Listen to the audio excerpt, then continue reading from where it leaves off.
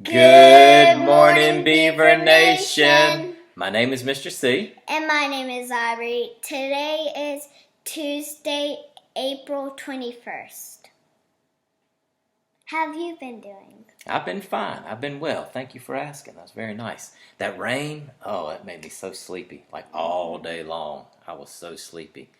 And I had an excellent Zoom meeting with some teachers from Little River. And we've got a couple of pretty cool things we're planning for you guys, Beaver Nation. Be ready. I'm excited. How are you?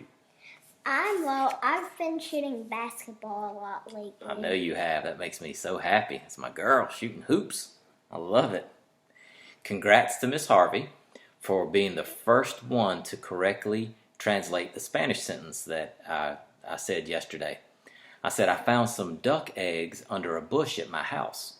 Now, I think when I wrote it out, I actually wrote in my house, but obviously we didn't find duck eggs in the house. We don't roll like that. We don't have ducks in our house. But yeah, we found some duck eggs outside of one of the bushes at our house. Pretty cool. Good job, Miss Harvey. We're quick to get it too. She got that quick. Here's Mr. Hill with the words of the day.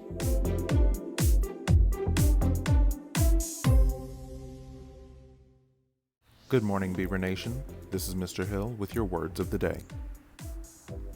Today's English word of the day is inscribe.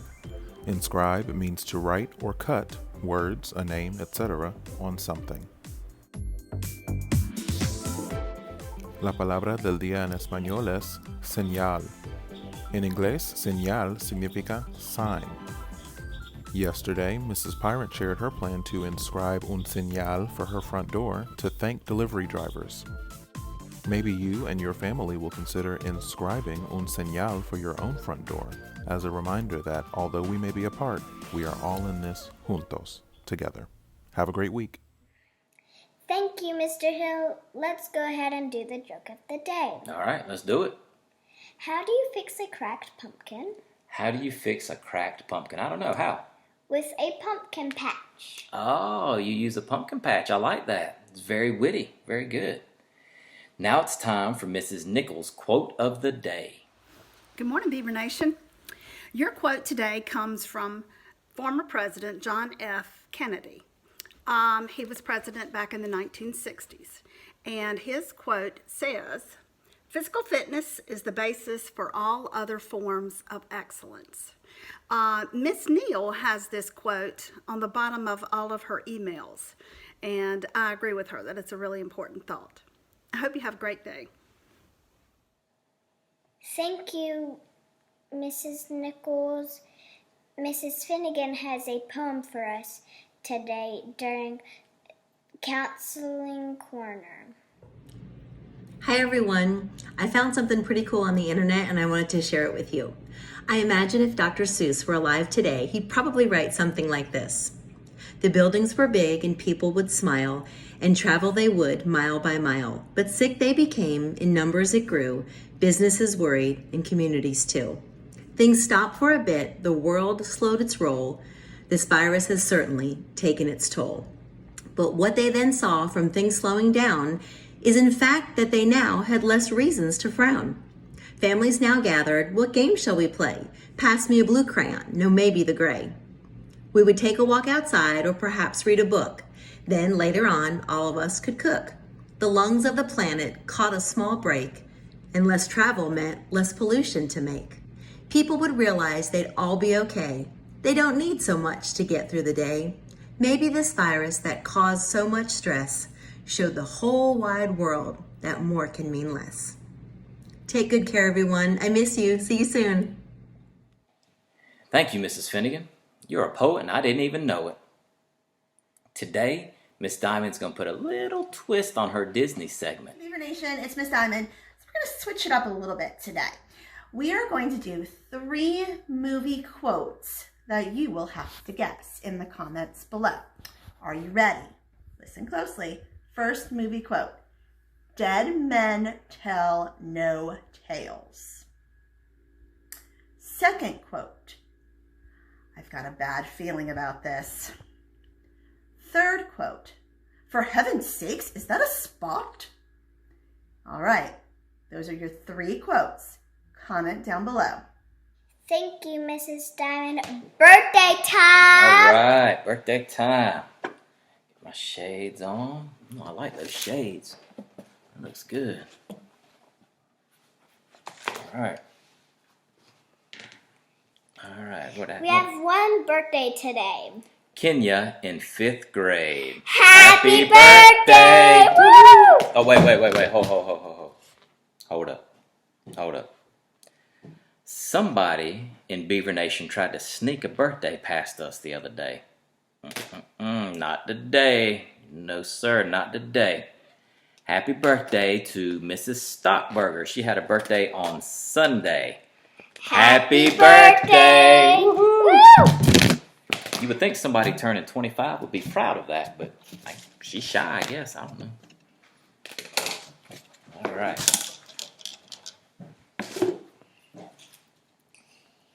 Let's go to Miss Smith for the Autism Awareness Fact of the Day. Good morning, Beaver Nation. Our autism fact for today is on Dr. Temple Grandin.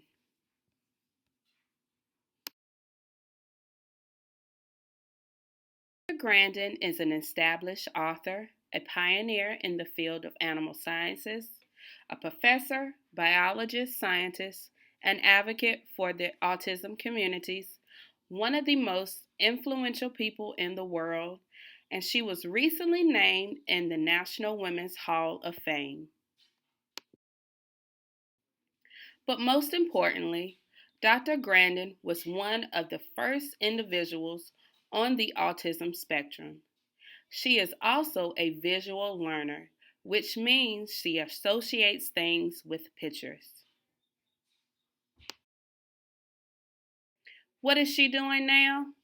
Dr. Grandin is a consultant to the livestock industry on animal behavior, as well as an autism spokesperson.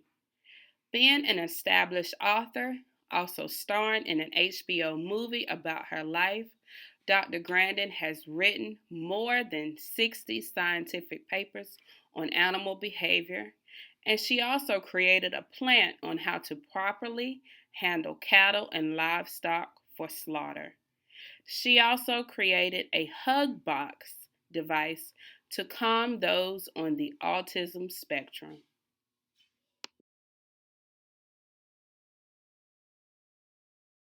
A famous quote of Dr. Temple Grandin is, "It is never too late to expand the mind of a person on the autism spectrum."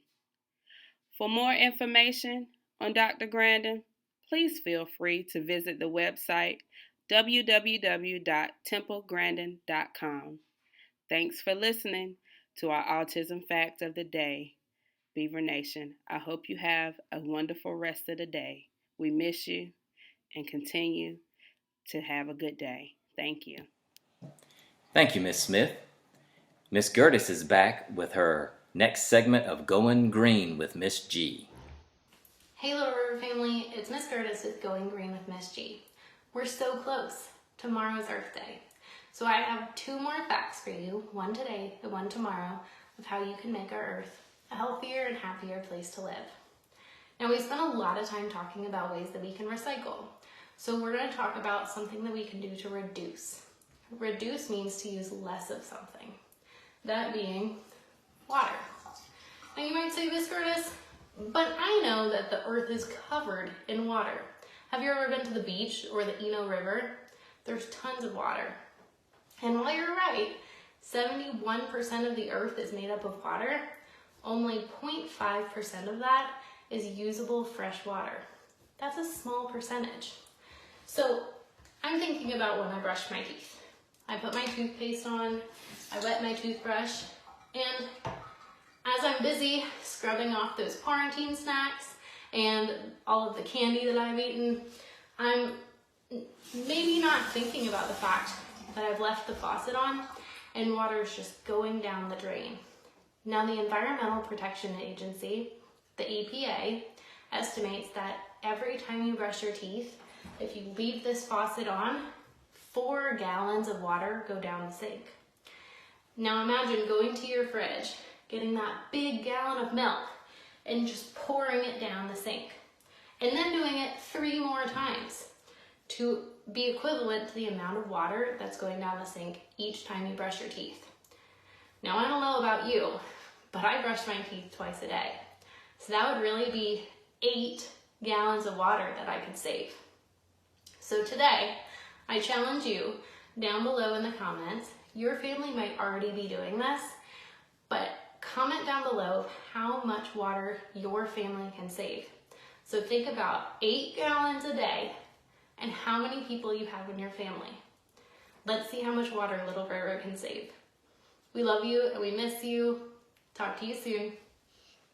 Thank you, Miss G. Let's check in with Alexa and Rylan for day 2 of the butterfly project. The what? The butterfly project. That's what you get for making me say underwear yesterday. Hey everybody, it's Rylan again. As their caterpillars grew, they got ready to turn to chrysalises. The caterpillars attached themselves to the fabric on the top of the cup and transformed.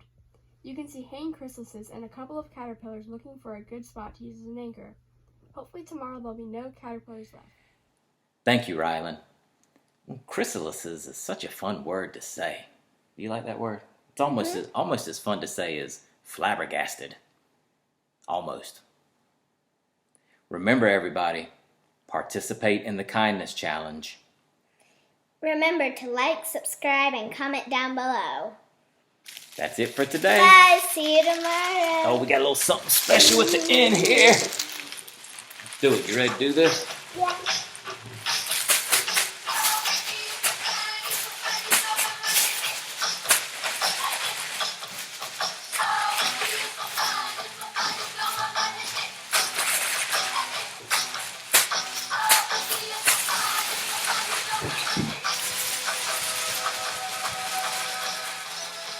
Have a good day. Love you guys. See you tomorrow.